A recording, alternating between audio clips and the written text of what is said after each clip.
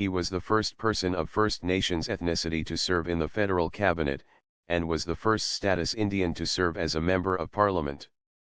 Marchand was born in Vernon, British Columbia as a member of the Okanagan Indian Band. An agronomist by training, he left his profession in the mid-1960s to work with the North American Indian Brotherhood. His work in Native affairs took him to Ottawa to lobby on Aboriginal issues, and he was hired as a special assistant to 2 successive cabinet ministers.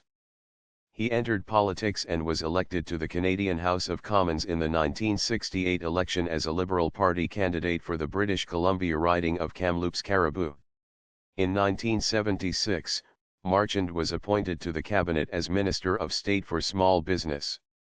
In 1977, he was promoted to Minister of the Environment, and held the post until his and the government's defeat in the 1979 election. Marchand returned to British Columbia where he became administrator for the Nicola Valley Indian Administration. In 1984, he was appointed to the Canadian Senate, the second Aboriginal Canadian to be appointed. The first was James Gladstone. Marchand persuaded the upper house to establish the Senate Committee on Aboriginal Peoples, on which Marchand served as chairman.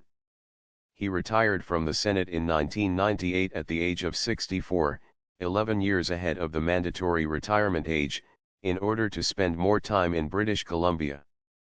In 2014, it was announced that Marchand would become a recipient of the Order of British Columbia.